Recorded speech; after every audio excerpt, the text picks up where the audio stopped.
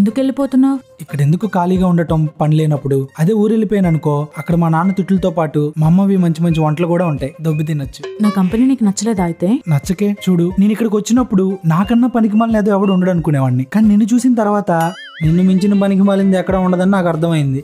నాకెందుకు హ్యాపీగా అనిపించింది. అవును, నువ్వు ఒక పని చేయొచ్చుగా, నువ్వు మా ఇంటికి రావచ్చుగా, నిన్ను మా నాన్నకు చూపిస్తా. నిన్ను చూసిన తర్వాత నన్ను దేవుళ్ళ చూస్తాడు. సరే సరే సారీ. ఇన్ని రోజులకి నా వీడియోస్ కి వాల్యూ తెచ్చేవాడు ఒకడు దొరికాడు అనుకున్నాను, కానీ నువ్వు వెళ్ళిపోతుంటే ఏదో బాధ. ఏ నాలాంటి గొర్రె బిడ్డ దొరకడనా? ఎగ్జాక్ట్లీ. కొట్టానంటే ఇష్టం లేకుండానే వచ్చా, కానీ సిటీలో దిగిన దగ్గర నుంచి ఈ సెకండ్ వరకు ఊరు, మా ఫ్రెండ్స్, అసలు ఎవరిని మిస్ అయిన ఫీలింగే రాలేదు. ఇదంతా నీ వల్లే. Thank you Suma.